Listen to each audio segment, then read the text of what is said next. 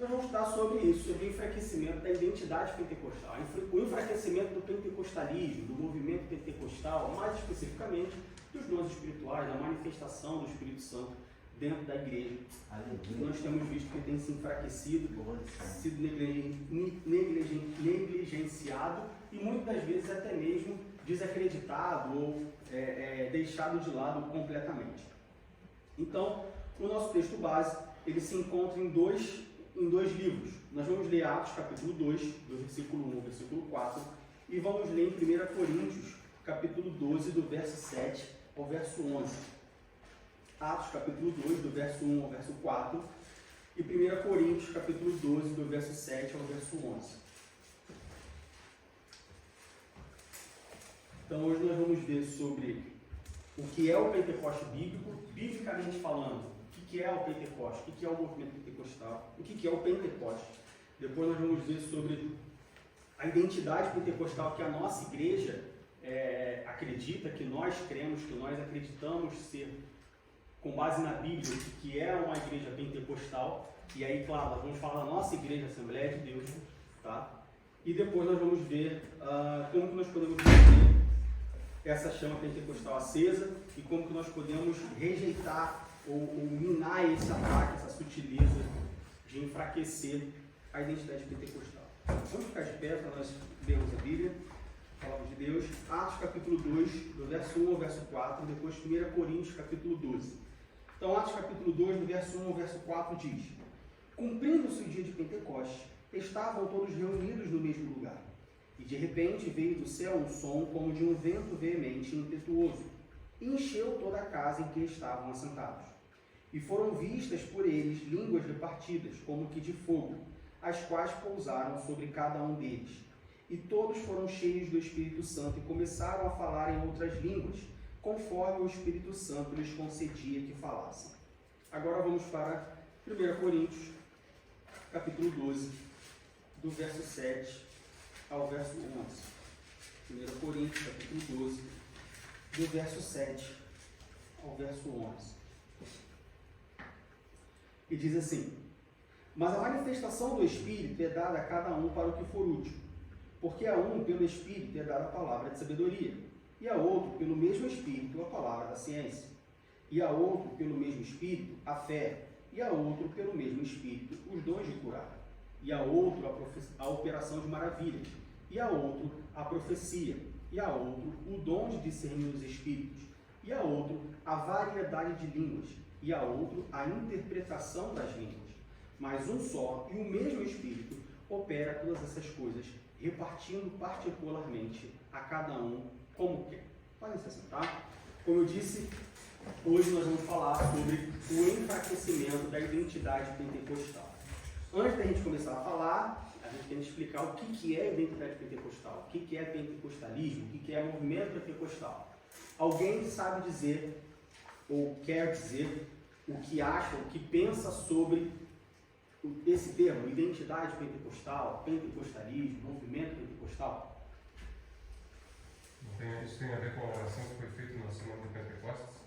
Eles passaram, acho que uma semana orando, até que no final, quando o discípulo ia voltar à cidade, ele chegou e visualizou essa descida do Espírito sobre eles que estavam jejuando, orando, passaram toda semana, e no fim desses dias, desse propósito que eles fizeram, houve essa manifestação grande em toda a igreja. Acho que 3 mil homens foram convertidos no dia, não lembro porque está escrito aqui. Foi depois, os 3 mil homens foi depois da pregação de Pedro. Isso foi o dia de Pentecostes. Tá? É para você repetir a pergunta. A pergunta é: o que é a identidade pentecostal, ou o movimento pentecostal, ou o pentecostalismo? Na verdade, identidade pentecostal e movimento pentecostal são duas coisas diferentes, relacionadas, mas diferentes. Mas o que vocês entendem quando eu falo identidade pentecostal? Ou quando eu falo sobre o pentecostalismo na igreja? O que vocês entendem por isso? Manifestação do Espírito. Manifestação do Espírito. Tá. Kátia? Eu dizer que é uma manifestação do Espírito, mas que diverge de outras igrejas que também acreditam, por exemplo, eles acreditam que o dom do Espírito, isso é bem pentecostal, creem que existem palavras que vão ser ditas em línguas que você não entende, mas também com interpretação. Isso faz diferença entre uma igreja pentecostal e uma igreja não pentecostal, como a batista, a católica, como está escrito lá na lição. Isso. Exatamente isso. Tudo isso junto. Nós temos em Atos capítulo 2, como nós lemos, o dia de Pentecostes, que foi um evento que ocorreu lá na igreja primitiva, onde o Espírito Santo foi derramado, onde foi cumprida, vamos dizer assim, uma profecia que já existia desde o Antigo Testamento, de que o Espírito de Deus seria derramado a todas as pessoas. Nós vamos ver isso mais a fundo, tanto no Antigo Testamento como no Novo Testamento, no primeiro tópico, quando a gente for ver o Pentecostes biblicamente falando. Então ele se inicia no dia de Pentecostes. A partir daí há o cumprimento de uma promessa da vinda do Espírito Santo. Com esse cumprimento da promessa, nós temos características, vamos dizer assim, ao longo, nós identificamos na Bíblia e ao longo do tempo nós temos características que formam a identidade pentecostal. Você tem hoje igrejas que são igrejas tradicionais, batistas, presbiterianos, metodistas, e você tem igrejas que são pentecostais, Assembleia de Deus, Deus é amor. Deus é amor.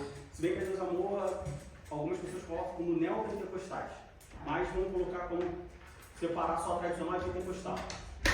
Vamos lá, Assembleia de Deus é amor, Universal, todas as igrejas que não são tradicionais, vamos colocar assim. Essas igrejas, de forma comum, elas possuem uma identidade pentecostal, ou seja, elas possuem características que configuram essa igreja como uma igreja pentecostal. Alguém sabe listar ou citar algumas dessas características? Do Espírito? As características da identidade pentecostal. Falar em línguas, por exemplo. Falar em línguas é uma característica. Acredita em profecia. Profecia, visão, interpretação de línguas. Visões espirituais como um todo. Ou seja, toda a identidade pentecostal diz respeito ao conjunto de características que configuram uma igreja. Campanha seria? Não. Não, isso é uma parte do Isso nem doutrina. Evangelismo, né? Campanha? porque tem igreja. Campanha é propósito. Não é nem doutrina, nem. Não é propósito, é moda. Não, eu vejo isso muito. É moda. A gente deixa isso por assunto separado. A boa pergunta para a listinha que eu falei que vocês fizeram a listinha?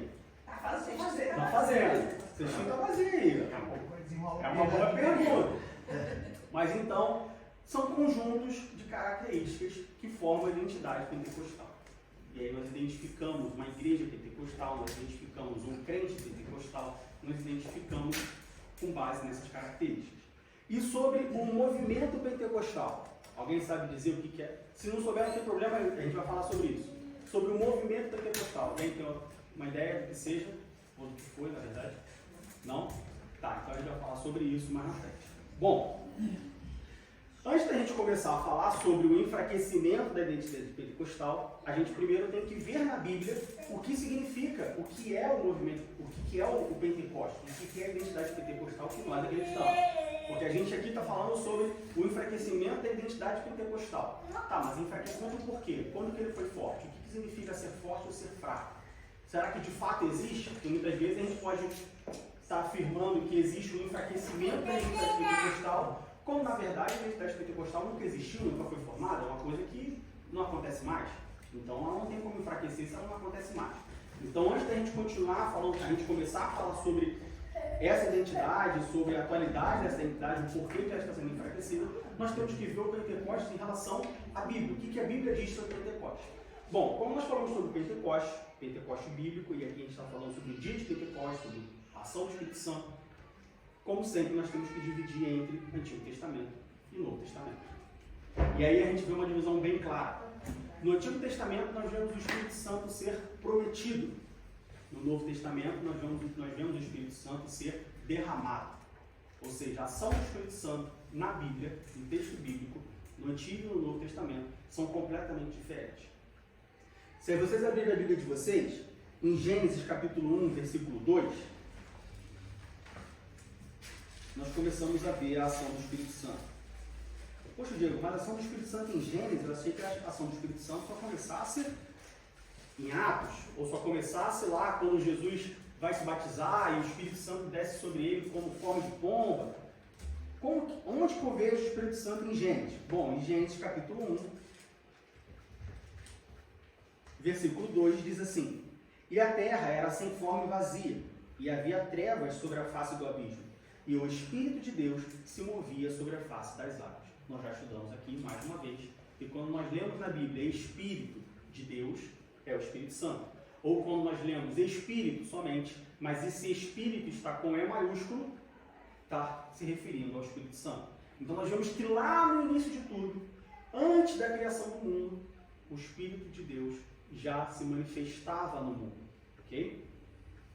No entanto, nós vemos que a ação do Espírito Santo ela era muito restrita, ela era muito particular. Por exemplo, Êxodo capítulo 31, a gente vê a ação do Espírito Santo na vida de Bezalel. E se alguém me explicar, me dizer quem foi Bezalel, ganha o prêmio. Bezalel, quem foi Bezalel? Qual a importância dele no povo de Israel? Bezalel, quem foi Bezalel? Sem ler, se ler ele não pode. O artífice. Ah, mas leu? Não viu ontem? Ah, o cara fez o dever de casa. Estudou a lição. Olha só, tá vendo? Então vamos dar um prêmio para o Franz semana que vem. Bezalel foi o homem, foi o artífice do povo de Israel. Foi o homem que Deus separou para moldar, criar, costurar, esculpir. Foi o artista, vamos dizer assim, do povo de Israel. Tudo que, principalmente em relação ao tabernáculo, tudo isso foi feito, idealizado, vamos dizer assim, por Bezalel. O artesão, né? O artesão. Isso aí, muito bem, Franz, fazendo dever de casa. Viu só? Dever de casa, pessoal, não é difícil. Né? 10 minutinhos, 15 minutinhos. Por que ele foi escolhido? Êxodo capítulo 31, versículo 2 e 3. Eis que eu tenho chamado por nome a Bezalel, filho de Uri, filho de Ur, da tribo de Judá, e o enchi do Espírito de Deus de sabedoria e de entendimento e de ciência em todo o artifício. Por que ele foi escolhido? Porque Deus escolheu ele. Certamente ele tinha alguma característica Era habilidoso, provavelmente. que chamou a atenção de Deus. Eu diria que não só habilidoso, mas tenente, né? É isso aí. Fiel, que certamente fez com que chamasse a atenção de Deus e Deus sim o escolhesse. E aqui no versículo 3 nós vemos: e o enchi do Espírito de Deus de sabedoria, de entendimento, de ciência em todo artifício. Espírito de Deus significa Espírito Santo. Então a ciência, o conhecimento, o entendimento, que a sabedoria que Bezalel tinha não era dele. Era apenas dons espirituais dados. Só um pequeno parênteses, isso é interessante para ver, assim, eu falei talvez porque ele fosse habilidoso, mas a Bíblia não fala disso, simplesmente fala que Deus o escolheu. E aí a gente vê como é que Deus escolhe a pessoa e o capacita. Isso. Às vezes a gente acha que, poxa, eu não tenho capacidade nenhuma de fazer isso, mas se Deus escolheu, ele vai te capacitar. Vai dar um jeito. Entendeu? E aí a gente vê aqui, enchido o Espírito de Deus, de sabedoria, entendimento e de ciência em todo o artifício. Então, o camarada virou Deu um tudo que ele mestre. precisava, pois é. Entendeu? Tudo que ele E botava quando a ali, gente olha para o tabernáculo, quando a Pois gente é. olha para as coisas que ele fez, a gente fica, caramba, como que ele Exatamente. fez isso? Como que não tinha nenhuma. Não tinha Não tecnologia, tinha né? indústria, não tinha máquina, não tinha impressora, não tinha computador. Não. Né? Então a gente vê na vida de Bezalel a ação do Espírito Santo. A gente vê também a ação do Espírito Santo na vida de Gideão, Juízes capítulo 6. Juízes capítulo 6, verso 34. Juízes capítulo 6, verso 34. Então o Espírito do Senhor revestiu a Gideão, o qual tocou a buzina, e os abiesritas se juntaram após ele. Quem é o Espírito do Senhor? O Espírito Santo. Então nós vemos mais uma vez, depois de Bezalel, nós vemos Gideão. Claro, entre Bezalel e Gideão existiram outras pessoas que foram, que tiveram sobre a sua vida a ação do Espírito Santo, mas aqui nós vemos em Juízes capítulo 6, Gideão, pelo Espírito do Senhor, pelo Espírito Santo, revestindo e ele tocando a buzina. Além disso, nós temos vários outros exemplos. Nós temos sacerdotes, reis, profetas, nós temos ainda em Êxodo, nós temos em Samuel, nós temos em Reis, nós temos diversos exemplos falando sobre o Espírito Santo fazendo uma obra específica com uma pessoa. Para que tudo isso? Para exemplificar que no Antigo Testamento existia sim a ação do Espírito Santo. Porém, a ação do Espírito Santo era restrita a algumas pessoas escolhidas, algumas pessoas específicas, para uma obra específica, com um objetivo específico. Ou seja, era uma coisa muito pontual. Então não tinha falar em línguas. Olha, a gente pode assumir que não. Porque a gente não vê no Antigo Testamento ninguém falando em línguas. E a gente vai ver que as línguas, quando a gente for mais para frente, no Novo Testamento, a gente vai ver que as línguas, nós entendemos que elas são a evidência do batismo com o Espírito Santo. Tá? Então, se a gente entende que no Antigo Testamento a ação do Espírito Santo era uma ação pontual, específica, em uma pessoa para uma obra, a gente entende que essa pessoa ela não era batizada com o Espírito Santo. Isso nós entendemos que a língua é evidência do batismo do Espírito Santo, então não faz sentido você ter uma pessoa falando em línguas estranhas no Antigo Testamento. Entende? Porque aquela pessoa não foi batizada. Ela apenas recebeu do Espírito Santo um dom, uma ação específica para uma obra. E não um derramamento, vamos dizer assim, não uma cobertura, um revestimento, como é o que nós queremos que vai ser. Mas aí eles ficavam algum determinado tempo, não tem nem como também fazer essa analogia. Tipo assim, ele deu o Espírito, né, para determinada pessoa e determinada coisa. Mas vamos supor, tinha um tempo determinado ou era para sempre? Não, é uma obra específica. Mas era até a pessoa morrer. Ah, sim. A capacitação que Deus dava, igual para Bezalel até ela morrer, sim. Entendeu? Talvez até a pessoa andar com Cristo, né?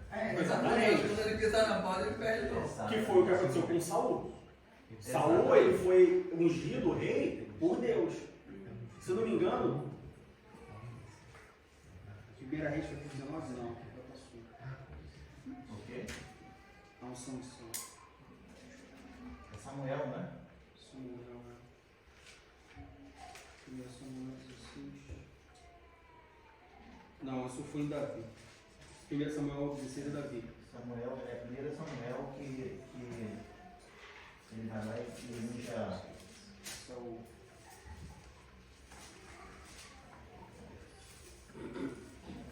Aqui, ó, no capítulo 8, os israelitas pedem rei. E aí, no capítulo 9. Capítulo 10. Capítulo 10, que Samuel unge Saul. Isso aí, capítulo 10. 1 Samuel, versículo 6. Versículo 6.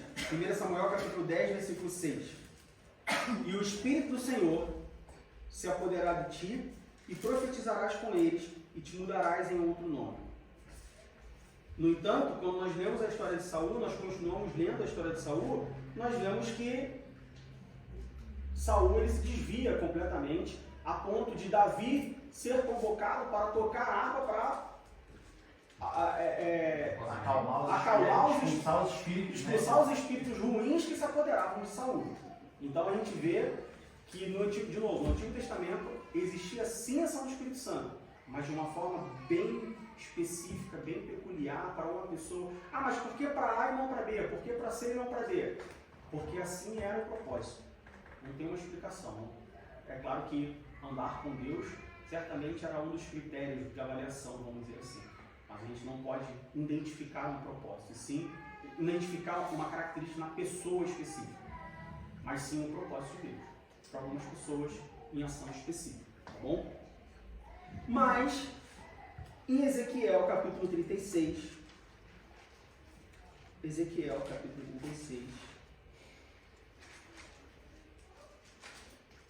versículos 26 e 27, nós encontramos o seguinte. Ezequiel capítulo 36, versículos 26 e 27. E vos darei um coração novo, e porei dentro de vós um espírito novo, e tirarei o coração de pedra da vossa carne, e vos darei um coração de carne. Tá bom, Diego, mas espírito aqui está com minúsculo, não quer dizer Espírito Santo. Mas olha o versículo 27.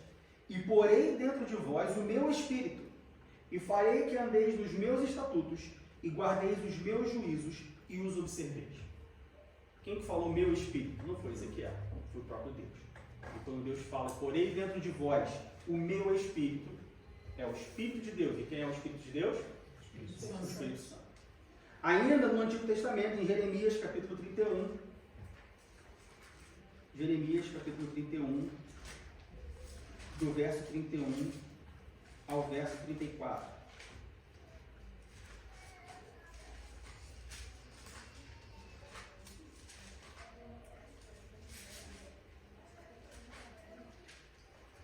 Eis que dias vêm, diz o Senhor, e que farei um concerto novo com a casa de Israel e com a casa de Judá.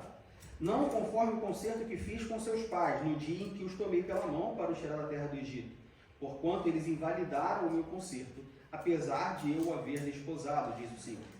Mas este é o concerto que farei com a casa de Israel depois daqueles dias, diz o Senhor. Porei a minha lei no seu interior, e a escreverei no seu coração, e eu serei o seu Deus, e eles serão o meu povo.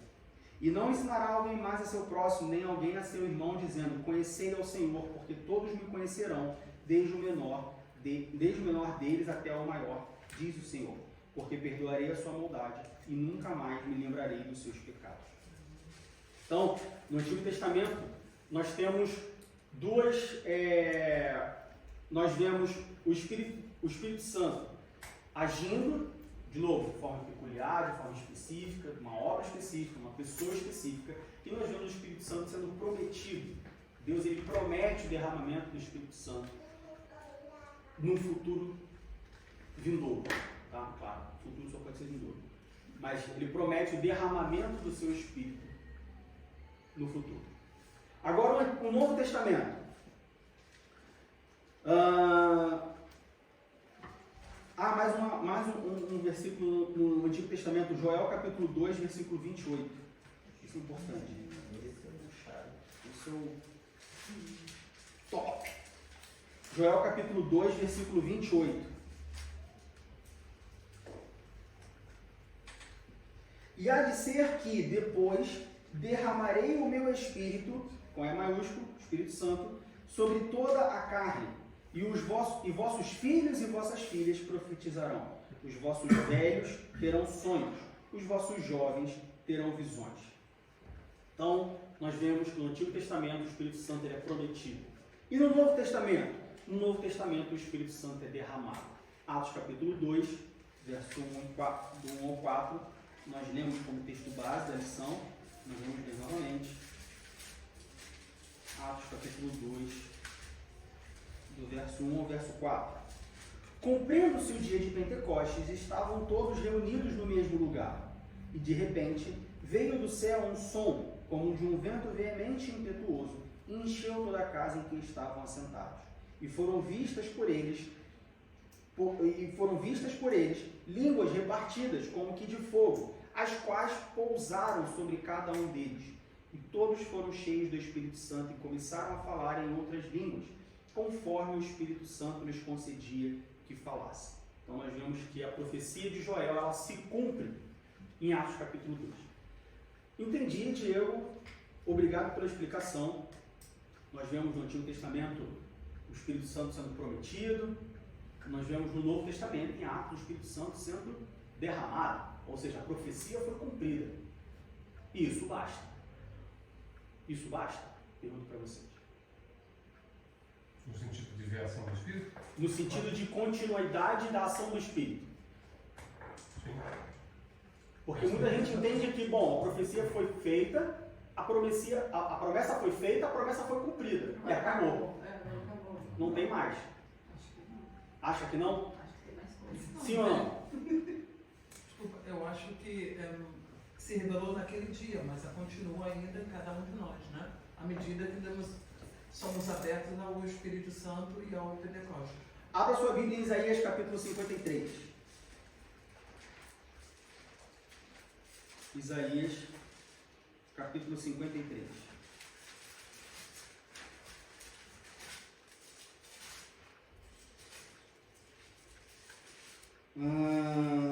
Capítulo 53, versículo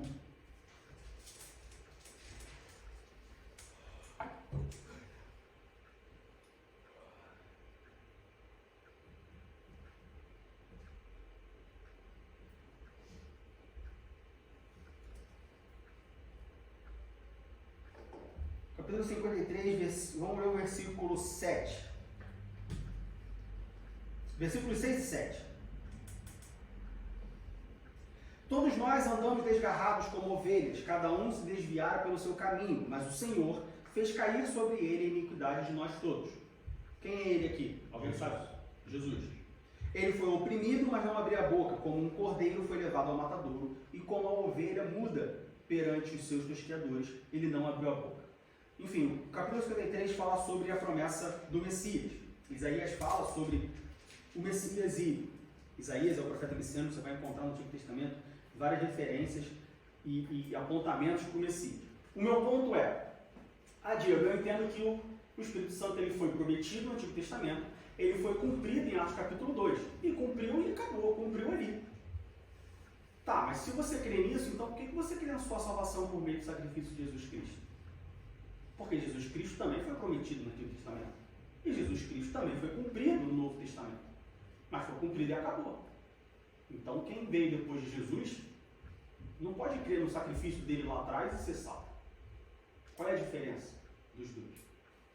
Ou seja, o fato de uma promessa ter sido cumprida não significa que essa promessa ela foi esquecida ou ela foi finalizada.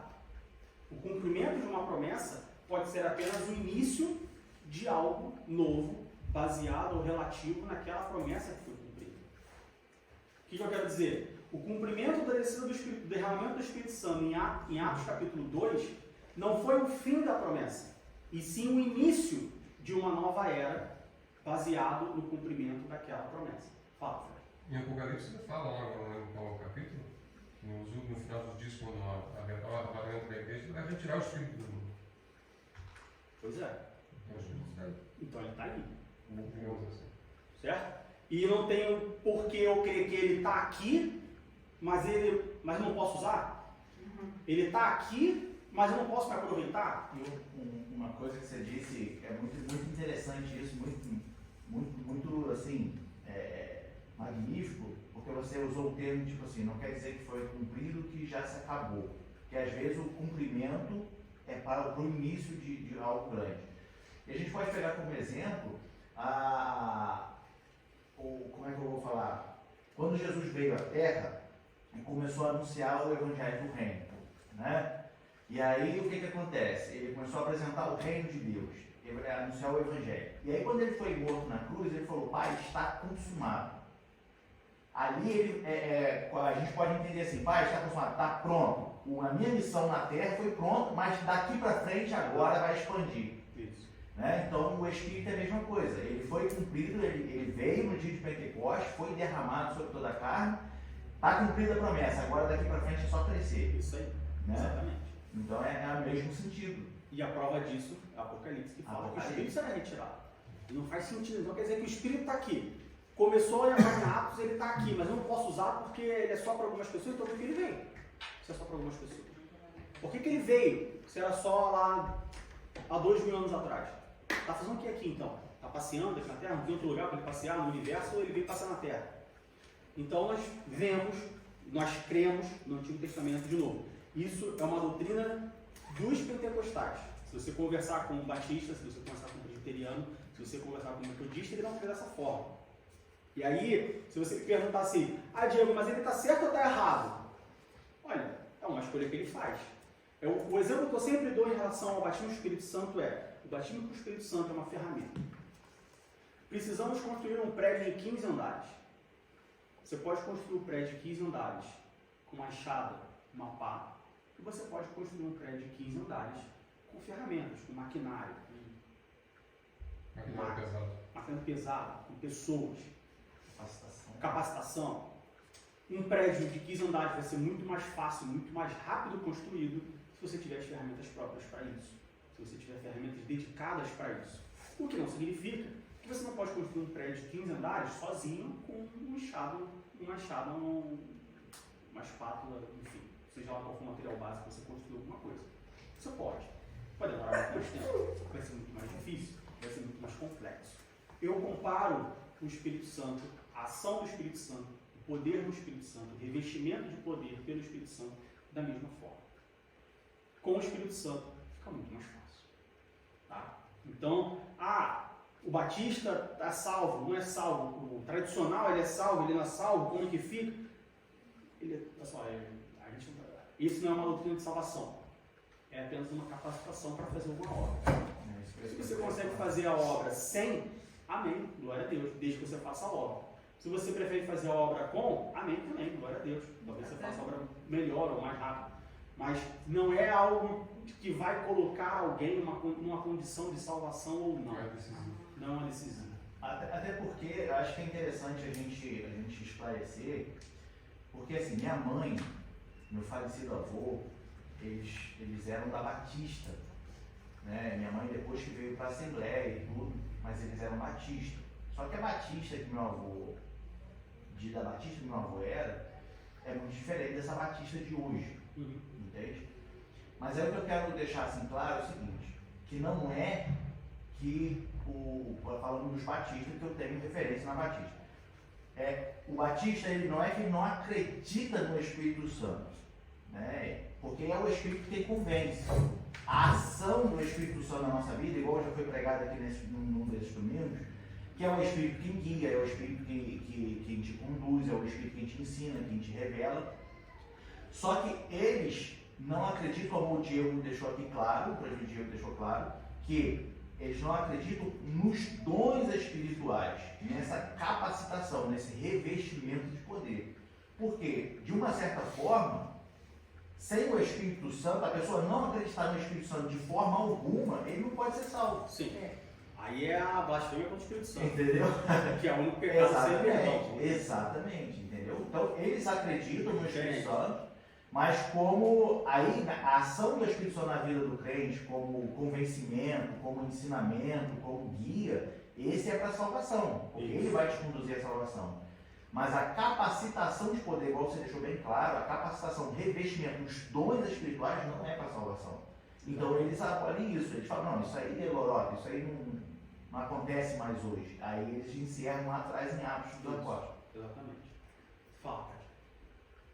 Eu acho que essa história o irmão colocou bem, né? Do que eles creem e do que eles não creem. Eu conheço também, sou batizado na Igreja Batista. Mas eu acho que o que eles não acreditam, que eles na realidade perdem muito, é esse dom do Espírito Santo, que você vai ser batizado, você vai falar em línguas estranhas, né? Vai falar em línguas estranhas que, de certa forma, por eles serem muito intelectuais, eles dão muita vazão a toda a linha intelectual e muito menos ao espiritual, aquilo que vem. E também não podemos, vou defender um pouco, também do que, na realidade, da banalidade que se tornou na igreja. Porque muitos chegam e sapateiam. Na igreja pentecostal. E dá não sei o que lá, o pessoal já está no ponto de ônibus, já está profetizando, e muita coisa furada. Então, Sim. por isso, muita coisa se perdeu. Eu acho que, de certa forma, bonito que a igreja pentecostal tem isso, e é uma, como você diz, uma ferramenta muito importante na vida do crente, como consolo, você orar em línguas, tem toda uma bênção sem fim, mas pela banalização de certos grupos ou de certas pessoas, vamos dizer, pessoas mesmo, dentro, tem sempre uma ovelha que não é do aprisco. A gente vai falar sobre isso no último tópico. Sobre como que a gente mantém essa identidade pentecostal. Como que a gente pode manter a chama acesa sem pegar fogo na casa inteira. Assim, né, de forma bem, uma comparação bem diferente. Mas como que você consegue manter o fogo controlado? A gente vai falar exatamente sobre isso. Então, no Novo Testamento, nós vemos o Espírito Santo derramado para todas as pessoas que nele acreditam, que nele creem, principalmente que nele buscam. O Espírito Santo está disponível, o Espírito Santo é derramado, sem restrições para qualquer pessoa, qualquer sexo, qualquer raça, qualquer lugar do mundo, desde que ele seja feito primeiro, que ele seja buscado, e segundo, que tenha um propósito. Nós já falamos aqui, nós tivemos um trimestre inteiro só falando sobre o Espírito Santo, e nós vimos que os dons espirituais, eles têm um propósito, eles servem a um propósito.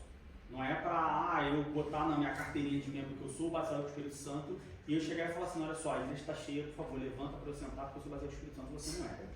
Não é para isso, tá? Tem um propósito. Aliás, tudo debaixo do céu tem um propósito. Tem uma pergunta.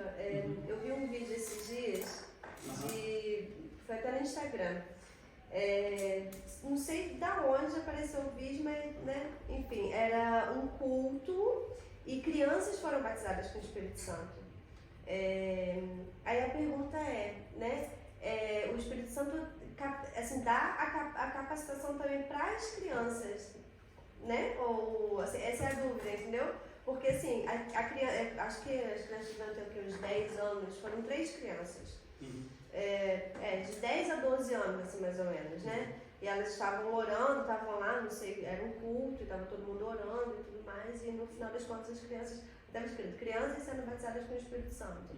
E as crianças choravam muito, e sapateavam e tudo mais. Eu fiquei pensando, nossa, porque, né, porque como a Bíblia diz, o batismo com o Espírito Santo é uma capacitação para a pessoa que é batizada para poder fazer a obra, né? Aí eu fiquei pensando qual seria a capacitação daquelas crianças, né? Porque criança também pode ser capacitada, mas aí eu fiquei pensando, fiquei meio viajando assim, sabe, nas dúvidas. Bom, a Bíblia fala pra gente não jogar o profeta, a gente jogar a profecia.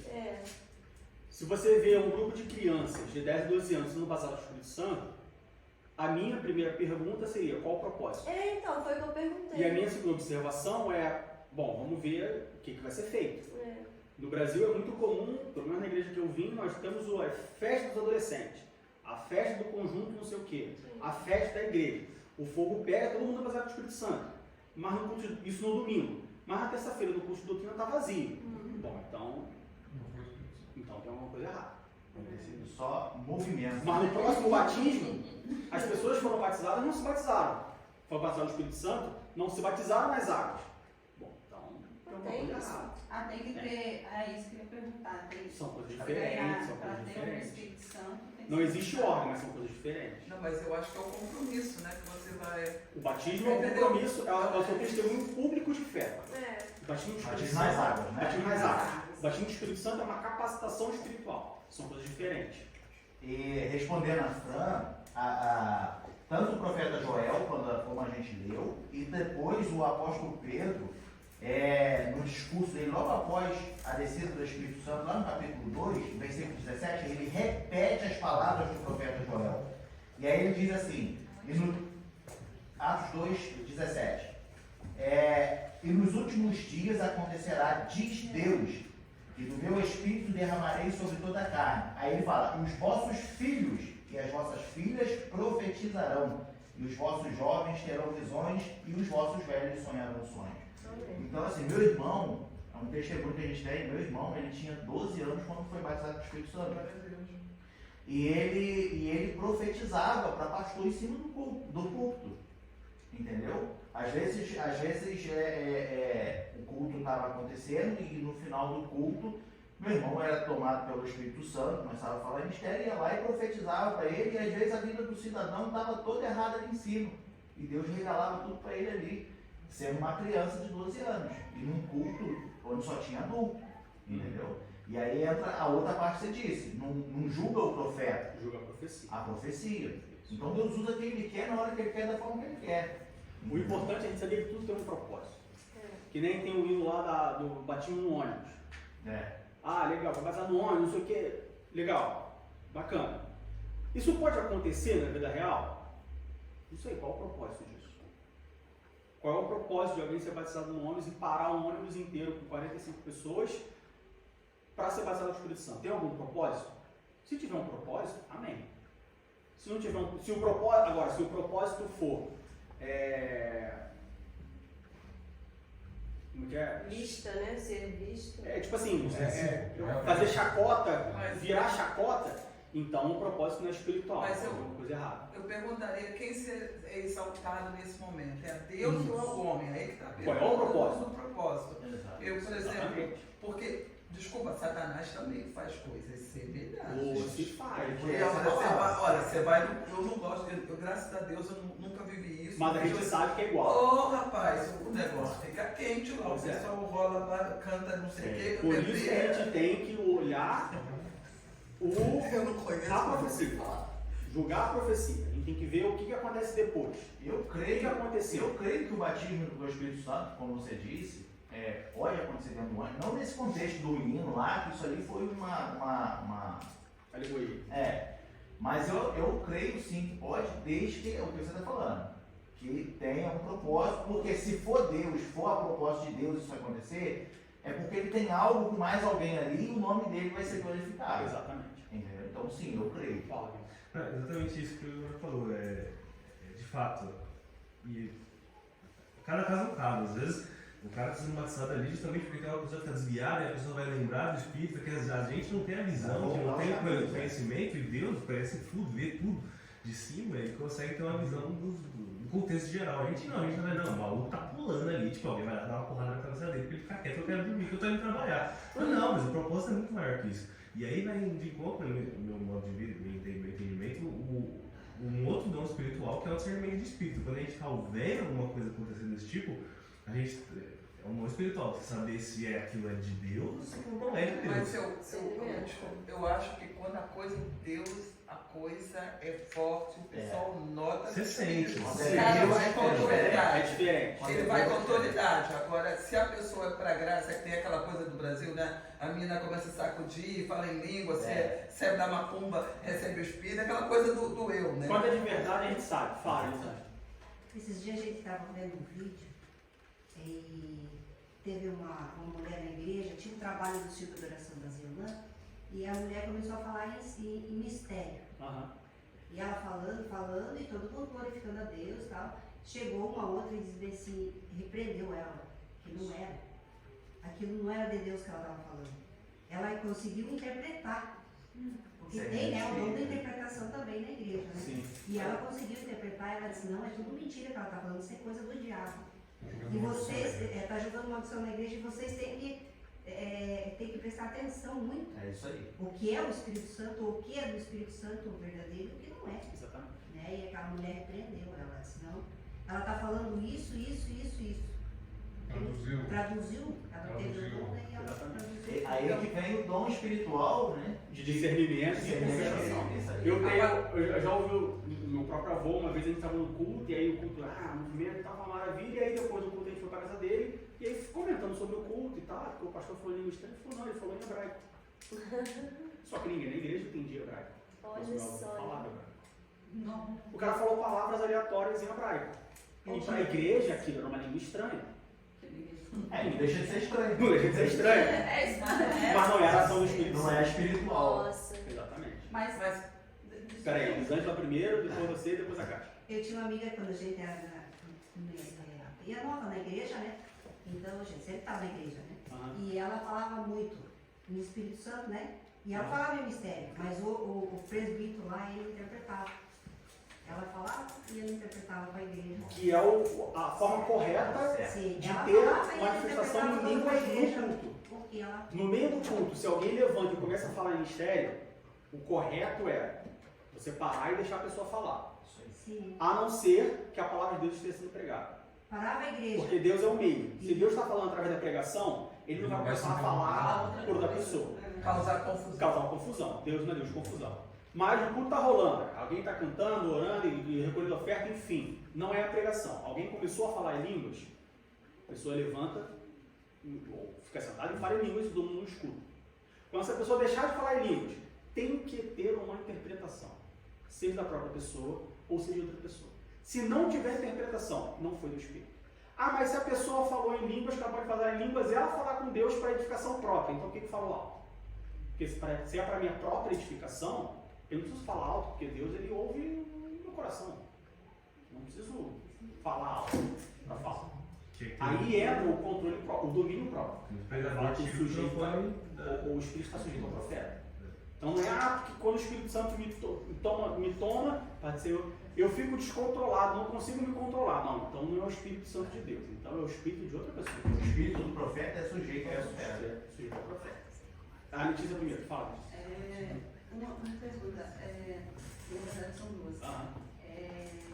Quando se fala em língua estranha, é outro idioma ou é outra língua, tipo assim, totalmente diferente de qualquer língua que a gente tem? Então, nós temos a variedade de línguas e nós temos as línguas estranhas, vamos dizer assim.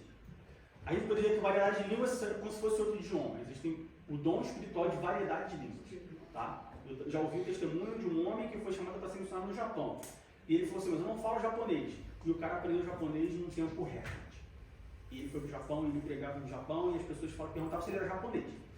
Porque ele aprendeu japonês no tempo recorde. Variedade de línguas.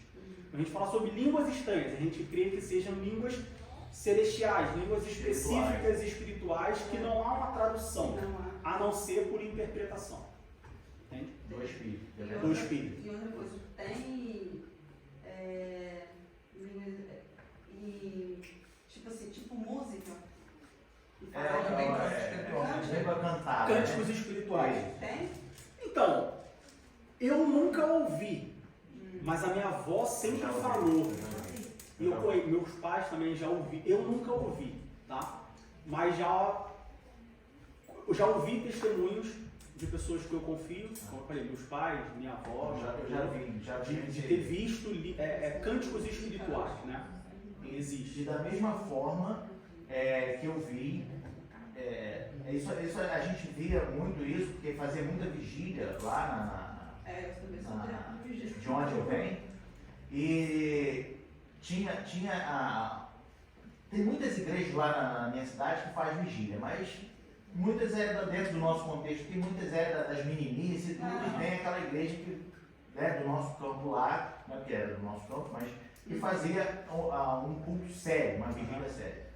E por várias vezes, nessa vigília dessa igreja, sempre que tinha vigília, vinham os irmãos muito cheios do Espírito Santo e cantavam cânticos espirituais, mas aí entrava no mesmo contexto de que eles cantavam, mas havia interpretação cantada também. Então, isso é uma parada que eu ia falar. E a profecia era cantada. Como que era esse canto?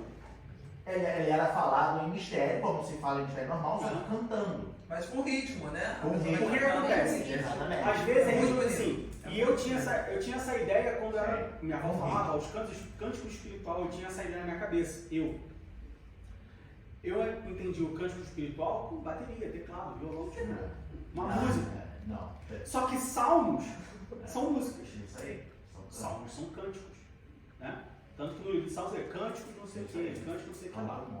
Ou seja, canto espiritual não significa tipo, porque bateria e teclado e violão é instrumento, entendeu? Não é que a pessoa recebeu uma música ou compôs uma música em línguas estranhas. Mas eu estou falando que eu tinha essa concepção de que cantos espirituais, alguém recebeu uma música. Ele simplesmente começa a falar em mistério, só que ele fala cantando. Como o povo do sul. Isso aí, entendeu? E aí a interpretação também era, eu não estou dizendo que é uma regra, que isso vai ser sempre, mas nessa vigília a gente via o irmão tomado pelo Espírito Santo, cheio do Espírito Santo, cantando em mistério, e na verdade ele não estava só cantando em mistério, ele estava profetizando. E aí o intérprete interpretava pelo Espírito também cantando, no mesmo tom, no mesmo ritmo do porque que se a estava gente cantando. entende que a diferença entre um cântico espiritual e o falar de profecias é a forma como você fala, ou seja, num você fala pausado, frases, no outro você fala de forma contínua e cantando, mas a essência é a mesma. Então, se num tem que ter interpretação, no outro também tem que ter interpretação. Entende? A diferença é a forma como é falado as palavras, mas a essência é a mesma. Então, os dois têm que ter interpretação. Fala. Eu conheço também, como o irmão conhece, eu já vi, inclusive interessante, foi na igreja presbiteriana, né? Que eu vi cantos espirituais e a pessoa cantando e revelando, muito bonito. E eu ouvi também uma história muito bonita de igrejas pentecostais, que as pessoas estavam na rua falando em língua, era em São Paulo, talvez, perto do Porto, passou um africano e entrou na igreja, depois perguntou por quê. O irmão falou na língua de Deus, vem na igreja que Deus tem uma bênção para você. Olha aí. E ele se converteu. Aí é variedade de línguas. Ele nunca tinha ouvido, passou lá, disse que nunca, não sabia nada de português. Foi até hoje eu voltava lá. Amém. Então, no Antigo Testamento, Espírito Santo prometido. No Novo Testamento, Espírito Santo derramado. No Antigo Testamento, o Espírito Santo era específico para pessoas específicas, com propósito específico. No Novo Testamento, ele é armado para todas as pessoas. Todos os dois estão disponíveis, claro, debaixo de um propósito. Uma pessoa pode manifestar todos os dons espirituais? Pode, sem dúvida nenhuma. Qual é o propósito disso? Vai ser difícil, mas pode. É difícil, mas pode. Agora, é muito melhor quando você tem uma igreja onde várias pessoas manifestam dons diferentes e todos juntos cooperam na obra de Deus. É muito melhor do que uma pessoa só numa igreja ter todos os dons. Para que esse egoísmo todo? Pra que Fala. Talvez seja o olho que busca, né? Uma pessoa ela pode dar a profecia e interpretar? Pode. Pode, né? Como eu falei, ela pode manifestar todos os dons. Ela pode profetizar e interpretar a profecia. Ela pode falar Isso é muito Falar em comum. línguas e interpretar. Sim, é muito comum. A pessoa que fala em língua já fala profetizando e interpretando também. Isso é comum. Agora vamos falar sobre a atualidade dos dons espirituais. E aí é onde a gente vai entrar no movimento pentecostal, um pouco de história. Como que surgiu tudo isso? Bom, lá em 300 depois de Cristo, 300, 400 depois de Cristo, existiu um homem chamado Agostinho de Hipona. E Agostinho, ele introduziu na igreja o que nós, de novo, nós assembleanos cremos que é um erro doutrinário, de que a manifestação do Espírito Santo tinha acabado, a manifestação dos dons espirituais tinha acabado. Ela aconteceu em Atos capítulo 2 e aí ela parou. Isso foi introduzido por Agostinho de Hipona. E a partir daí, durante um longo período da igreja, a igreja creu que os dons espirituais, a manifestação dos dons espirituais tinha se encerrado, tinha acabado. Não existia mais manifestação dos dons espirituais. Isso aconteceu na igreja como um todo, e aí você pode entender como igreja católica, igreja medieval, todo esse período da igreja de 300, 400 depois de Cristo até o início do século XX. Até que, inclusive, durante a Reforma, você teve a Reforma Luterana em 1500, mesmo depois da Reforma, continuou-se essa ideia de que a manifestação dos dons espirituais tinha se acabado, tinha se esgotado, ela foi específica para aquele período. E isso até 1906, se não me engano, 1906. Em Los Angeles, existiu um homem chamado William Seymour, da Igreja Metodista, onde nós temos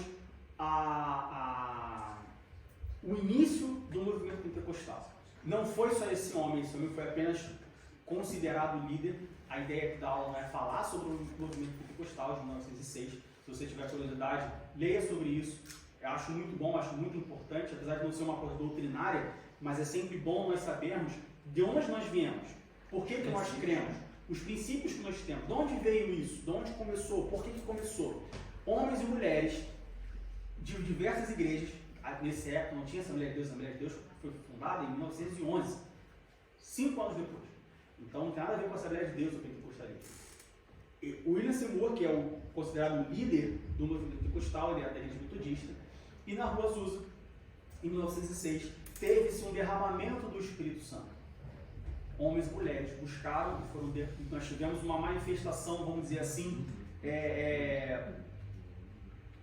grandiosa, claro, não comparando ao de Atos capítulo 2, mas a gente pode entender como que um novo derramamento espiritual, vamos dizer assim, e dali surgiu o movimento pentecostal, que é um movimento de trazer de volta a identidade pentecostal que nós vemos em Atos capítulo 2.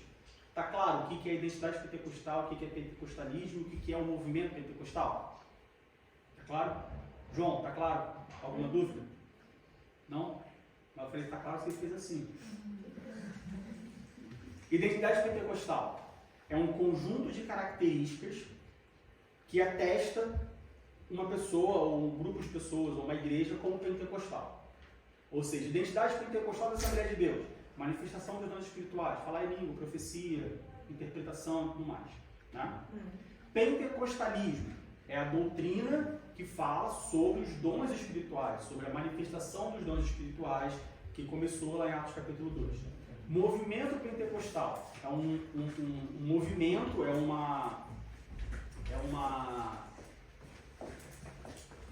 um acontecimento que começou lá em 1906, na época moderna, que foi um movimento de trazer para a igreja a doutrina do pentecostalismo. Foi um movimento de fazer, olha só, isso que a gente tem crido, de que o Espírito Santo não se manifesta mais entre nós, que os dons espirituais não se manifestam mais na igreja, isso está errado. Nós temos que trazer de volta Atos capítulo 2, de que os dons espirituais se manifestam sim nos dias de hoje. Isso é o movimento pentecostal. Do movimento pentecostal, você tem várias igrejas saindo dessa ramificação, a partir desse movimento, como as Assembleias de Deus em 1911. Então, a Assembleia de Deus não tem nada a ver com o movimento pentecostal. Uma coisa é uma coisa, outra coisa é outra coisa. O movimento pentecostal ele começou antes da Assembleia de Deus, tá? Apenas para deixar claro. Então, a partir daí, a partir do movimento pentecostal, você começa a ter diversas igrejas que trazem ou que fazem uso, que possuem a identidade pentecostal na sua doutrina, no seu dia a dia. Nós, da Assembleia de Deus, nós temos essa identidade pentecostal, ou nós deveríamos ter essa identidade pentecostal, de crermos que o Espírito Santo ele é para ser derramado, ele foi derramado, o Espírito Santo é para qualquer pessoa, independente de sexo, independente de raça, independente de idade, com 12, com 40, com 60, com 80, se tem um propósito, não tem problema. A manifestação dos dons são todas as que nós encontramos na Bíblia, que Paulo lista para nós, ou seja, nós cremos que isso é real e que isso é atual. Nós cremos que hoje ainda nós temos a manifestação dos dons espirituais. Alguma dúvida em relação a isso? Não. Nós também cremos que a manifestação desses dons espirituais na vida de um crente, ela começa através do batismo com o Espírito Santo. Ou seja, por meio do batismo com o Espírito Santo, esse crente, esse cristão, essa pessoa, ela é então revestida do Espírito Santo para assim, a partir daí, começar a manifestação dos dons espirituais. Existem pessoas que defendem que no momento em que você se converte e que você é salvo, o Espírito Santo já está dentro de você e que você já pode manifestar os dons espirituais. É uma linha de pensamento. Existem pessoas que creem nisso, existem igrejas que têm essa linha. Nós, da Assembleia de Deus, nós não encontramos base bíblica para isso e nós entendemos que a manifestação dos dons espirituais, ela tem início a partir do batismo com o Espírito Santo. De novo, qualquer pessoa, não existe uma condição específica para ser batizado no Espírito Santo. A condição é ser salvo, tá? E buscar. Fala, Fred. A presença do Espírito Santo já está, vamos colocar na formação. A pessoa já tem, o Espírito Santo já está com a pessoa. A partir do momento que ela se dedica a Deus, começa a estar nesse âmbito com Deus, se batizou, eu digo, batismo nas águas, ou apenas após o batismo específico com o Espírito Santo. Aí seria, esse batismo do Espírito Santo seria então uma forma uma coisa um pouco mais visível, mais evidente, porque aí a partir desse momento, já dali por diante, o homem, vamos dizer, nos primeiros 10 minutos, a pessoa acabou de ser batizada do Espírito Santo, ela vai, um exemplo bem besta, mas só para dar uma ideia, vai começar a cuspir fogo, um exemplo, por 10 minutos, um exemplo. A partir do momento que ela foi revestida e foi batizada no Espírito, ela manifestou um poder do Espírito Santo. Mas aí significa então que o Espírito apenas passou a estar nessa pessoa a partir do batismo ou antes disso o Espírito já estava nela? Então, nós cremos que ele já estava nela. Ele apenas se manifestou. Ele apenas se manifestou e revestiu aquela pessoa do poder do Espírito Santo e atestou aquela pessoa a manifestar os dons do Espírito Santo. Mas isso não significa que então ele não estava nela antes. Já estava com ela antes. Até porque nós cremos que o convencimento vem pelo Espírito Santo. Né? Isso mesmo. E quando nós, imagino que todos vocês, e quem não teve essa experiência ainda, eu peço que ore a Deus e que peça essa experiência, o Espírito Santo ele deve ser o nosso guia. Ou seja, você faz alguma coisa, o Espírito Santo fala sim, não, vai, não vai, olha só, está errado, olha só, veja bem. Ou seja, o Espírito Santo ele mora dentro de mim, independente se eu sou batizado com o Espírito Santo ou não. Ou seja, nós cremos que o Espírito Santo já está dentro de mim no momento que eu me converto. Mas o batismo é um atestado extra, vamos dizer assim, uma pós-graduação, sabe? Uma coisa extra que eu falo assim, olha só, eu estou com você todo esse tempo, agora eu te atesto, eu te confirmo e eu derramo sobre você os dons, eu manifesto em você, através de você, os dons espirituais. Uma referência bíblica que a gente pode usar para esse contexto é justamente quando Jesus ressuscita e aparece para os seus discípulos. E a Bíblia diz que os discípulos estavam atemorizados. E aí Jesus assopra sobre eles o seu Espírito. Aí, muitos entendem, mas então Jesus já assoprou sobre eles o seu Espírito? Não, esse Espírito que Jesus assoprou sobre eles era o Espírito de regeneração, de encorajamento, entendeu? Para que eles ficassem tranquilos. Ó, eu ressuscitei, eu não falei que ia morrer e ressuscitar, ressuscitei. Então, da mesma forma, quando nós nos convertemos, o Espírito age em nós de uma forma regeneradora. Então, ele nos transforma, ele nos capacita, ele nos mostra onde estamos errados, ele nos guia, como o Pedro Diego disse. E aí, depois, quando Jesus foi aos céus, que veio o derramamento de poder. Aí, agora, o Espírito te dá poder. Então, você tem poder para expulsar o demônio, você tem poder para o dom, né? Falando de poder como dom. Para curar, para interpretar, para discernir espíritos, e aí te dá os poderes. Em Lucas 24, versículo 49, Jesus diz assim: E eis que sobre vós envio a promessa de meu Pai. Ficai, porém, na cidade de Jerusalém, até que do alto sejais revestidos de poder. Está falando com os discípulos, eles já tinham o Espírito Santo dentro deles. Mas precisava de um revestimento extra de poder, vamos dizer assim, para fazer a sua obra. Qual era a obra? Pregar o Evangelho e expandir a igreja. Tá? Você queria falar também, né? Não, já foi respondido. Já foi respondido? Ok. Bom, então, nós cremos, de novo, o movimento pentecostal, ele visa, ele tem o intuito de trazer a atualidade dos dons espirituais, da manifestação dos dons espirituais na igreja. E é isso que nós, da Assembleia de Deus, nós cremos. As igrejas pentecostais, no geral, elas creem. E uma coisa que o Franz falou, como que nós cremos que se dá essa manifestação? Qual é o indício dessa manifestação?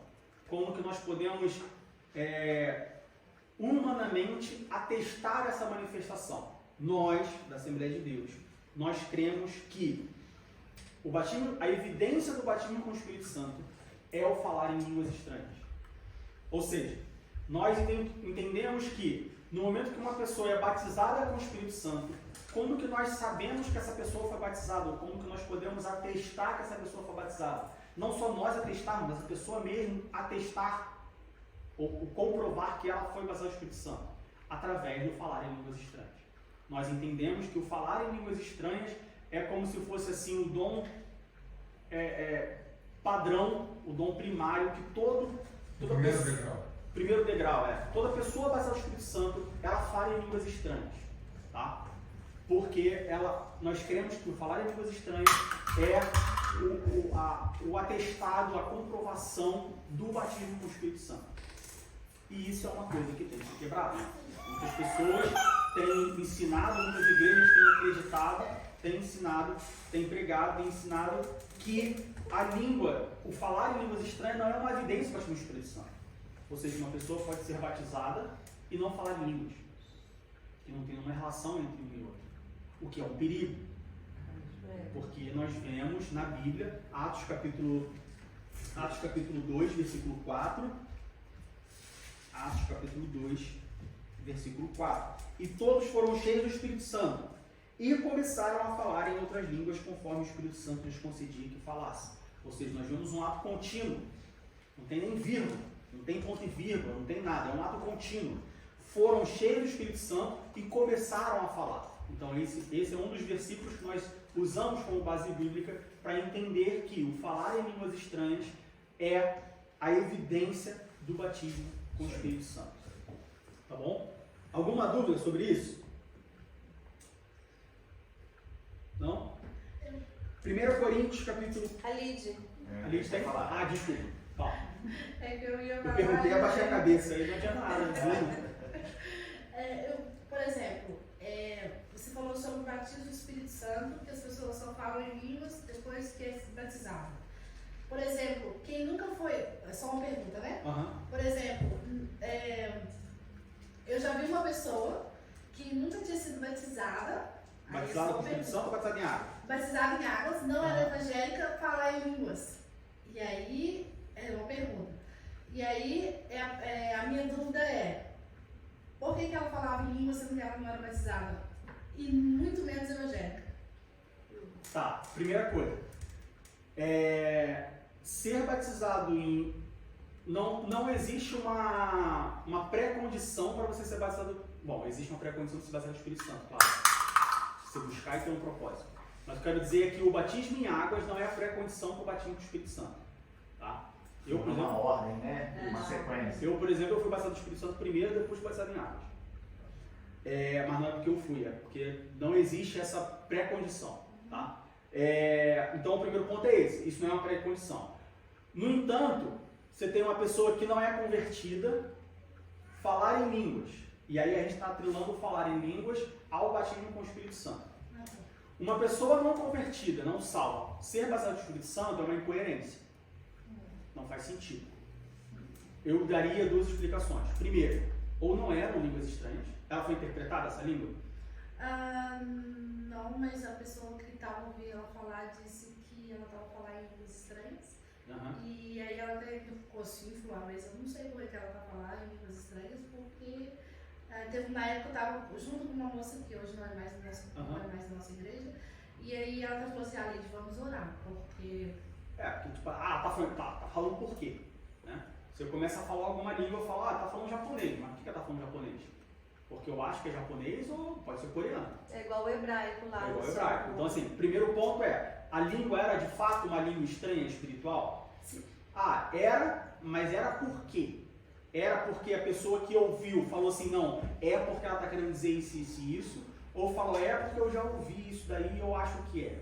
Então assim, o primeiro ponto é se era de fato. O segundo ponto então o primeiro ponto poderia não ser língua estranha. E o segundo ponto vamos trabalhar com que fosse língua estranha. Aí entra no famoso Deus tem os seus métodos trabalhados. Ele usou uma mula no Antigo Testamento. Né? Ele usou uma mula para falar com o profeta. Então Deus pode tomar, o Espírito Santo pode tomar uma pessoa incrédula para falar em língua estranha? Pode. Isso vai acontecer todos os dias? Não. E entra a parte que já foi falada aqui mais cedo, de que o diabo também fala em outras línguas. Por isso que eu falei, a primeira hipótese que a gente tem que trabalhar é que talvez não tenha sido uma língua estranha. Mas, considerando que foi uma língua estranha, sim, Deus pode fazer. Não significa que é uma coisa comum. Mas se foi Deus que fez, certamente tem um propósito. Tá? Tem um exemplo que eu já ouvi várias vezes aqui, é do próprio pastor Joab, que falou que o pai dele era desviado, estava desviado, bêbado, alcoólatra, e que levava as pessoas para curar e ele orava e a pessoa curava. Pô, mas Deus usava o alcoólatra? Ele queria curar, quem vai usar não interessa. Tá? Quer falar, Kátia? Não, eu fico pensando nessa situação, 3 pessoas, eram 3, né? Duas eram crentes, uma não era crente. Exato. A não crente se manifesta e fala uma língua estranha. As duas não entendem, para elas foram meras palavras jogadas ao vento, porque não edificou ninguém. Pode ser que tenha edificado a própria pessoa, o que foi, não sei, mas não tem muito sentido. Porque se não tem interpretação, a pessoa não é crente, a pessoa, ou você ora para edificar uma pessoa, ou você edifica a si mesmo. Assim. Naquilo ali nem foi para edificar ninguém, nem edificou, então eu acho que eu particularmente ficaria muito chateado se eu tivesse com mais uma pessoa que não é cristã e essa pessoa falasse línguas e eu não. Eu ficaria muito chateado. Porque, poxa, Deus preferiu usar uma pessoa que não é crente do que eu me usar, então eu estou muito errado.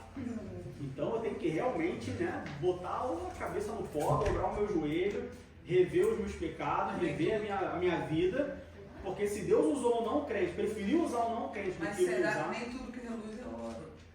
Mas aí não é ação de Deus. Mas aí nem é ação de Deus. Estou falando assim, se Deus realmente se foi usou... Deus mesmo, Entre eu e uma mula, Deus preferiu usar uma mula do que usar a mim. Pô, então eu estou pior que uma mula.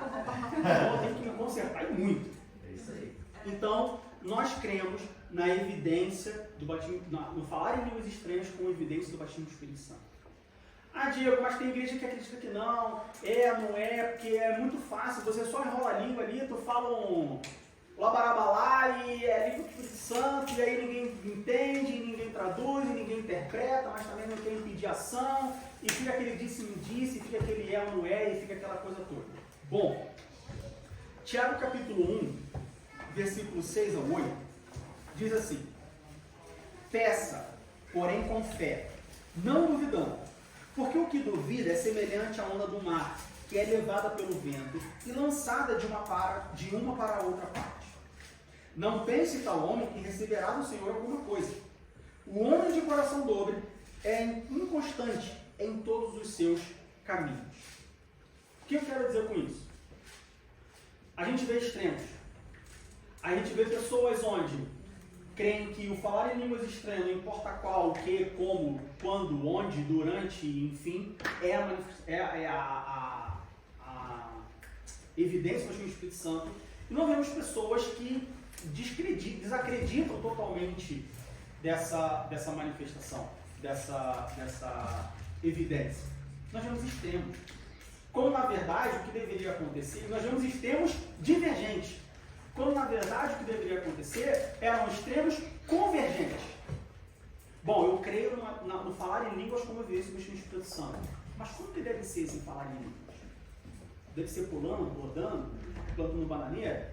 Não, tem que ter uma ordem. Bom, então vamos ensinar e vamos doutrinar e vamos aprender para a gente ter uma ordem. E não a gente rejeitar a ação. Tá? Vamos doutrinar. Vamos ensinar. Vamos corrigir. Ah, levantou uma pessoa aqui falando em língua estranha. Não, acabou. Lá atrás.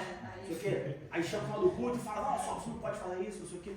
Não, não tá falando. Aí no final do culto você chama e fala assim, mas não falou, não teve interpretação, então nós entendemos que o falar em línguas estranhas da irmã ou do irmão não foi para a edificação da igreja, foi para a edificação própria. E a gente vê que o espírito do profeta é sujeito ao profeta. Então, vamos orar para o irmão poder se controlar. E aí, na próxima vez, o irmão fala baixinho. O irmão fala para você mesmo. Não precisa atrapalhar um pouco. Bota a mão na boca, chamar a atenção. Né? O pregador está falando aqui, veio um pregador, vou pregar hoje. Aí, estou falando aqui, microfone, língua estranha, aquele barulhão todo. Mas não teve interpretação. Aí, no final do culto, o presbítero Ivanor, Diego, olha só, próxima vez, tira o microfone. Baixa a cabeça. Ou seja, doutrinar, corrigir. Só que ao invés de nós corrigirmos, a gente abole, a gente esquece, a gente refuta. A gente cai de pau. Eu queria só abrir um parênteses nesse ponto, exatamente específico nesse ponto. A gente também, o apóstolo Paulo fala para não proibir que fale em língua, né?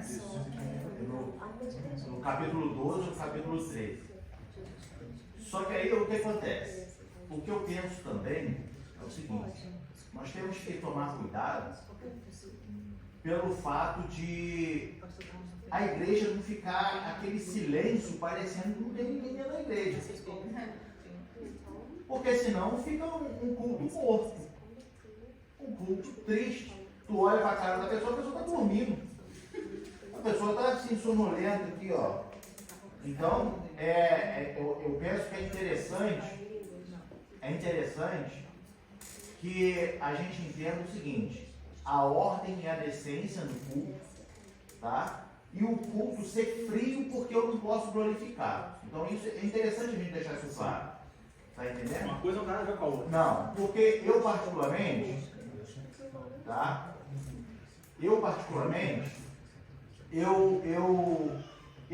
cresci num ambiente onde o culto ele é alegre, onde tem glória a Deus, tem aleluia, onde os irmãos glorificam a Deus, e nunca foi desordenado, nunca foi motivo de escandalizar.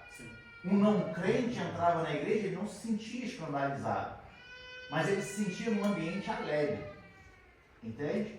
Então, eu tenho muito medo, particularmente, para falar, de que, olha, gente, não fale em língua estranha em voz alta, não glorifique em voz alta, porque senão a igreja fica reprimida e fica, não posso glorificar porque eu estou causando escândalo dentro da igreja. Não é isso, gente. Não é isso. A glorificar você pode, entendeu? Então você pode falar em mistério, sentadinho no seu banco aí. A questão é eu falar nesse tom, para a igreja toda ouvir. Agora eu estou aqui de cabeça baixa, aleluia, glória a Deus, e sou tomado em mistério, estou falando aqui com Deus em mistério. Entendeu? Então, eu só quero deixar claro isso aqui, porque particularmente, irmãos, eu tenho buscado muito a Deus para tirar esse silêncio do meio da igreja, da nossa igreja. Por quê? Eu penso o seguinte, a minha lógica é o seguinte, é que se o presbítero Diego chegou na igreja um pouco triste, um pouco cansado, desmotivado, a semana foi difícil, ele veio para a igreja arrastado. E aí chega aqui, ele está num ambiente vivo, um ambiente contente, onde o irmão do lado dá um glória a Deus, outro dá um aleluia, outro ri, porque está feliz com Jesus. Isso alegra ele. E a gente acaba cumprindo o que a Bíblia diz para a gente alegrar uns aos outros, ajudarmos uns aos outros, e é nesse ponto também que a gente se ajuda. Entendeu? Então eu só queria abrir esse parênteses para que a gente não confunda as coisas e a gente fique reprimido no banco de tipo, não posso orar alto, eu não posso glorificar, não posso nada, então eu vou ficar em silêncio. E aí quem está ali na frente, eu queria muito que todos os irmãos tivessem a oportunidade de ficar ali na frente. Entendeu? A situação constrangedora. E aí, sabe o que acontece? É você que está ali na frente, você está cheio do Espírito Santo, você está alegre, está radiante. E aí você olha para a igreja e a igreja está assim, ó. Isso é um balde de água fria. Água na fervura, né? Entendeu? Isso é um balde de água fria. Então, quando você está ali na frente, o papel muda. Entende? E aí, quando você está ali na frente, cheio do Espírito Santo, alegre, igual o presbítero Diego vem para dar aula, ele vem com motivação, vem com alegria e tudo, o que o presbítero Diego quer? Que a gente interaja. Não é isso? Não é isso? Ele não quer que a gente interaja, ele não quer que a gente enche ele de perguntas, porque é a motivação dele, ele está ali feliz. Houve vezes dele chegar aqui para dar aula e não tem nenhum irmão na escola, ele ficou triste o culto inteiro. Então, da mesma forma, é quem está dirigindo o culto, é quem está pregando, é olhar para a igreja e ver a igreja alegre. A igreja está aqui presente, espiritualmente e fisicamente.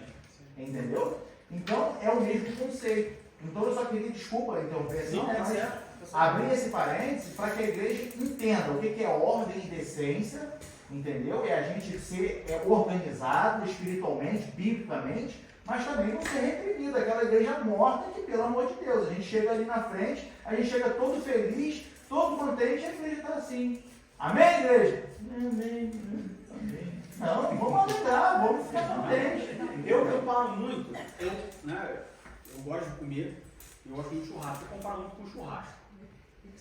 Você quer fazer um churrasco? O churrasco você não pode tacar fogo e deixar a labareda de fogo alto, porque senão vai queimar carne. Mas se você também pegar o carvão e colocar um para cada lado, você não vai esquentar e não vai fazer fumaça. O que faz um churrasco bom é a brasa. É o carvão com brasa. Ela queima constante na medida certa. Se a gente não dá, foi o que o irmão falou, não vou dar um glória a Deus, não vou dar um aleluia, não vou falar um amém, não vou ficar feliz. É o carvão separado para cada lado. Vamos todo mundo fazer barulho e subir, e pular e virar e dar cambalhota. Aí é o fogo que pega, é o carvão que está queimando a carne. Aí não pode. Tem que ser cometido. Você tem espaço para tudo, de forma organizada. Então você pode dar um glória a Deus. Você deve dar um aleluia. Você deve mandar um amém, sem problema nenhum. Claro, você não vai gritar no ouvido da pessoa para deixar a pessoa surda. Mas aqui ninguém vai, né? Todo mundo sabe como você expressar alegria, expressar sua alegria. Você deve fazer isso. Porque quando você faz isso, você alegra um, alegra o outro, e na frente, e atrás, e a igreja inteira fica alegre. E o Espírito Santo opera nesse tipo de ambiente, nesse lugar. Tá? Com ordem, sempre com ordem. Tudo na casa de Deus é com ordem. Então faça, glorifique a Deus. Glória a Deus, aleluia, amém. Mas o irmão do meu lado não dá, o irmão atrás de mim não dá, o irmão na minha frente não dá. Então dá você, Dá você. Quem sabe se você der, quem está do lado vai se sentir à vontade para dar. Vai timidez, né? Vai perder timidez. Porque na hora do louvor eu tenho vontade de bater a palma. Então bate palma. Mas ninguém mais bate palma. Bate você, Levanta a tua mão. Seu nome Deus, mão alta. Seu nome é todo mundo. Você faz. Se o outro quiser fazer, você faz também. Não tem problema nenhum nisso. E aí, né, a gente já entrou como que a gente mantém essa chama, essa identidade pentecostal firme, constante e fiel. Bom, a primeira coisa, cumprindo Atos capítulo 2, versículo 42, que é exatamente o que nós estamos fazendo aqui. Atos capítulo 2, versículo 42 diz: e perseveravam na doutrina dos apóstolos, e na comunhão, e no partir do pão, e nas orações. Mais especificamente a primeira parte do versículo: e perseveravam na doutrina dos apóstolos. Como que a gente mantém uma igreja avivada, com a manifestação dos dons espirituais, mas sadia e organizada? Com doutrina. E aí, se a gente doutrinar, se a gente deixar ser doutrinado, a gente vai aprender que, sim, eu posso dar uma glória a Deus, eu posso dar um aleluia, eu posso soltar um amém, eu posso bater uma palma, eu posso sorrir, eu posso me expressar, eu posso glorificar a Deus, chorar sem atrapalhar o culto, sem criar aquela confusão que um crente vai entrar aqui e falar: igreja de maluco, é um terreiro de candomblé isso aí. Eu fui na macumba ontem e igual. Então o diabo estava lá, está aqui. Né? Como? Com doutrina, com ordem, para a glória de Deus. Tem uma pergunta. Fala. Essa partir do pão é a Santa Ceia ou é a comunhão? Não, comunhão. Não, mas são duas coisas diferentes, na comunhão e no partir do pão. É ali, ao pé da letra. Sim. Mas o partir do pão não tinha sentido ele de dois dias a mesma coisa. Comunhão, não no sentido de estar junto, comunhão no sentido de ajudar, no sentido de. A irmã está precisando de algo, eu vou lá e te ajudo. Comunidade. Comunidade, isso aí. Caritativo. Sim. É que no seguinte desse capítulo ele até fala no final dele que os ricos vendiam suas terras e dividiam entre eles. É o partir do pão. Partir do pão. E a segunda coisa é exercitar. 1 Samuel capítulo 3, versículo 1 diz assim: e o jovem Samuel servia ao Senhor perante Eli, e a palavra do Senhor era de muita valia naqueles dias. Não havia uma visão manifesta. O que isso quer dizer? Não era frequente. Veja bem, o jovem Samuel servia ao Senhor perante Eli. O que nós fazemos aqui todo domingo? Creio eu. Servimos ao Senhor. E a palavra do Senhor era de muita valia naqueles dias. O que nós fazemos aqui? Nós temos 1h30 de ensino. Nós temos meia hora, pelo menos 40 minutos de palavra. Ou seja, a palavra do Senhor, ela é de valia nesses dias. Mas não havia visão manifesta. Mas a visão, o dom de visão, vamos dizer assim, não é frequente. Vocês veem a manifestação dos espirituais frequentes nessa igreja? Seja sincero. Não. Por quê? Não exercita. Tem que exercitar. Se não exercitar, atrofia. O músculo que não é exercitado, ele atrofia, não é verdade? E aí depois, para você exercitar de novo, dói muito mais. É muito mais difícil. Ou seja, não para, continua. O que nós temos que fazer? Exercitar. Como que a gente mantém uma chama acesa? Como que nós mantemos uma identidade pentecostal sadia, fiel às Escrituras? Com doutrina e com exercício. E aí, de novo, uma coisa atrofiada, um músculo atrofiado, ele não vai ficar forte de um dia para o outro. É um exercício. É quase como uma fisioterapia. Devagar e sempre, sem parar, constante. Às vezes não pegou muito peso, está acostumado a pegar 2 quilos, tem dia que vai pegar 1,5, tem dia que vai pegar 1, mas não para. Por isso que é importante o glória a Deus, o aleluia, o amém, o sorriso, a palma. É um exercício. Considere isso como exercício. Não que pela quantidade de glória a Deus que se dá no culto, atingir 100 glória a Deus num culto. Bom, com 100 glória a Deus eu consigo dar um aleluia. Com 100 aleluia eu consigo fazer um amém. Com 100 améns eu falo em língua estranha. Não, não é gamificação. Tá? Não quer dizer que não é por muito dar glória a Deus, aleluia, que você vai ser batizado no Espírito Santo. Mas, por muito dar glória a Deus, aleluia, não porque você quer, mas sim porque você de coração o faz para adorar a Deus. Deus se sente acolhido, Deus se sente convocado a estar nesse lugar e a derramar o seu Espírito Santo. Você abre o seu coração, né? Você abre o seu coração e aí você fica muito mais propenso à ação do Espírito Santo. Isso aí. Então não é por força, não é por quantidade, mas sim pela sinceridade no coração, pela manifestação da sinceridade do seu coração, consistência, que o Espírito Santo ele se sente à vontade para derramar o seu Espírito, para derramar o seu poder. Irmão, esse é um ponto. Esse é o ponto. Que se a igreja está toda quieta o tempo inteiro e não expressa nada, você meio que bloqueia a ação do Espírito Santo. Eu vou ficar com vergonha, eu vou lá fazer o quê? Entendeu? Eu vou derramar o quê? Ele? E aí, a partir do momento que a gente se solta em glorificar, aí o Espírito olha e fala, eles estão dando lugar, então eu vou entrar. E aí, É o famoso dar lugar, né? é isso aí, entendeu? Dá lugar, tem que dar lugar. Só uma coisa que o Silvano falou que é interessante, ele falou que queria que todo mundo estivesse ali na frente. Mas uma vez, quando teve a nossa na verdade, foi o seguinte: Cristo olha pra gente exatamente assim, como se Jesus estivesse sentado ali em cima, que esse nome dele, ele tá olhando pra gente assim. A gente tá aqui pra pontuar ele. Então ele tá olhando pra você, tá assim, Luiz, o que você tá fazendo aí? Ah, não, eu tô aqui mexendo no meu celular. Ou tô aqui pensando o que eu vou fazer depois. Ele tá olhando pra gente, não é pra gente se sentir culpado, não é pra fazer isso porque ele conhece o nosso coração. Mas isso aí que você falou do exercício é assim, ah não, mas pô, eu tô sem tempo, como que eu vou parar pra orar? Gente, 1 minuto é melhor do que nenhum minuto. Isso. Então se você fala assim, Deus, é o seguinte, eu só que eu tô na correria agora, Deus, eu preciso que eu tô precisando agradecer, amém. Um versículo é melhor do que nenhum versículo. Exatamente. Então, e aí quando você começa desse pouquinho, é o que acontece, o Espírito trabalha vai mudando sua prioridade. E nós ele vai temos esse abrindo exemplo caminho, aqui, dessa forma. porque há cerca de... Amém. A gente está em setembro. Então, gente, A partir de abril, há 4 meses. Ou seja, 3 meses atrás, a gente começou aqui na ceia, seriam 10 minutos de oração. Na última ceia foram 15. E eu tenho certeza que se perguntar aqui, algumas pessoas vão falar, vamos aumentar para 20? Ou seja, o exercício ele funciona. Ele funciona. Como que nós mantemos uma chama acesa? Doutrina, a chama tem que estar acesa. Doutrina e exercício. Tenha certeza que se você mantiver uma rotina de doutrina, se você mantiver a doutrina, observar a doutrina e manter uma rotina de exercício, a chama vai continuar acesa e vai pegar fogo.